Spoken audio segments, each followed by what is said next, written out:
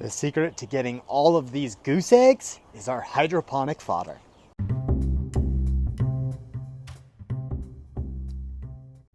Welcome to Thinking Outside the Soil with your host, Johnny Alfalfaseed, where we get to talk story and touch on topics about hydroponics and the farmers who grow the crops and creatures we need to eat.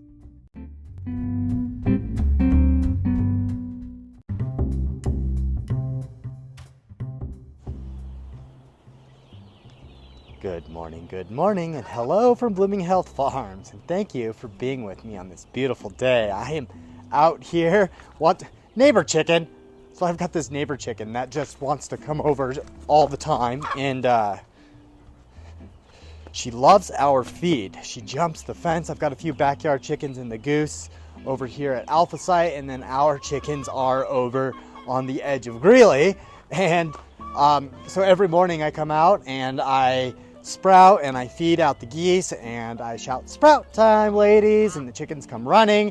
And as soon as I do that, the neighbor chicken comes jumping over the fence, and the neighbors have three, and it's always the same chicken. And I know because I gave Missy, the owner, I gave them bands, so I could know which ones they were, so I knew they weren't my chickens. I mean, I can identify them. They're just red sex links, and I don't have any of those. I have some Egyptians and a cream leg bar over here and a goose. So it's just always fun to see her come over. Her and the goose are eating sprouts right now, and yeah. As I was out here about a week ago, I found our first goose egg, and I was super excited because I didn't realize how much I loved geese, how great these eggs taste, and I will tell you that these eggs taste amazing, and I'll say that it's because of what I'm feeding the goose. She's eating our sprouts, she's eating our New Country Organics Pastured Perfect, and the eggs are amazing. And now she's laying, and when I got geese, I didn't really expect them to be layers, in the sense of, like, I wasn't expecting that to be part of something that I was looking forward to. Never had a goose egg before. And then I ate my first goose egg last year, and I was like, this is really interesting. Well, I've taken to the geese in a lot of different ways. And as I was reading about geese, I learned that this breed of geese, the Chinese swan goose, lays an average of, it said, 45 to 55 eggs a year. Now, in the past week, I've got 5 eggs from this one particular goose. And so I wonder, the geese out at the farm are likely laying all over the place, so we've got to go do some Easter egg hunting. We've got to go do some egg hunts. And no, chick! And I'm mainly trying to keep her away from an egg that is on the ground that I was looking at that I hadn't investigated yet. The goose just laid an egg today that had a very thin shell, and I hadn't just picked it up yet, and the chicken came running over and pecked it, and I really don't want that chicken to get the taste of egg yolk. So you heard me screaming and yelling, and but it's really fascinating to me to see this many eggs so unexpectedly, because if I were to do the math, 55 eggs a year is approximately 1 egg a week, and I've already got 5 eggs a week. And these goose eggs are significantly bigger than a chicken egg, as you can imagine. If you've ever read Jack and the Beanstalk, or seen the book or anything like that. And since it is a thin-shelled egg on the ground, I thought it was another really good opportunity for me to investigate, look at it, see the inner workings of a goose egg, which I'm less familiar with, and then be able to at least take a picture or something like that, so I can show some of the kids that I've been working with on this. This might go really good into our Egg to Table program as a teaching opportunity. We are currently about 4 days into our next hatch. We hatched about 4 days ago, or they hatched, and we put some more eggs in the incubator, or Junior did, and so we're on to the next round of incubation. So this is going to fit really well into there, just circumstantially, happenstance. It just happens to be that we take advantage of all of these little opportunities. And as I'm seeing this thin egg, it's clearly indicating that there is a nutritional deficiency in my goose.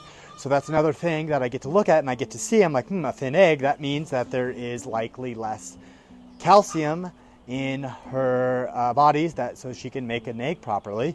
So that means I've got to be more mindful. Now it is winter and she is in a backyard area and she is being fed sprouts and a supplemental thing. And I've actually noticed the goose a lot lately doesn't like to eat the sunflower part of our chicken crack sprouting mix. And as I understand it, that's where more of the calcium is located in our feed. It's in the sunflower shells, really.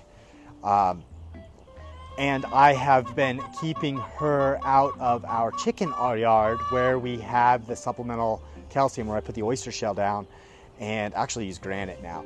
So it's where I'm using the granite or the granite grit. She just kind of eats it all down. She's a little bit of a pig. So she also gets a little aggressive with the chickens.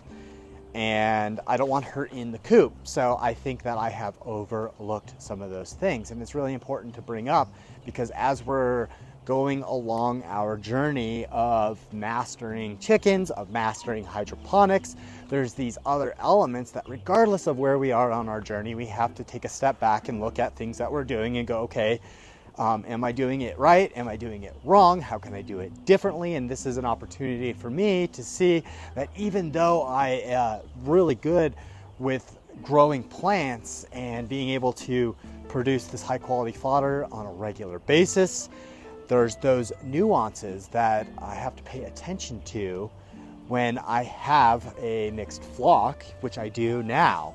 And so for any of you out there with a mixed flock, these are things that we have to see. You know, we have had customers out there that have mixed flocks. I have some customers that have geese. Many of you out there have ducks in your flocks as well. And ducks need a different nutrition, or slightly different than the chickens. Waterfowl tend to need more of our B vitamins. And the chickens don't necessarily need those. And then if you've got a mixed of some other that are less familiar to me, those are things that we have to pay attention. So if you do have any questions, I'd love to try to help you and sort those out. If I don't know, I will find out a source that will likely help move that conversation to a direction that's going to get you towards that desired result that you have. It can always be a challenge when we're trying to do something new. So I appreciate all of you out there who have been able to help us better grow this amazing hydroponic fodder to be better chicken keepers out there. So that is all I have for us today. Thank you for being with us on this gorgeous day here in Colorado. And I hope that wherever you are in the world is as beautiful as it can be, regardless of what the weather may be like.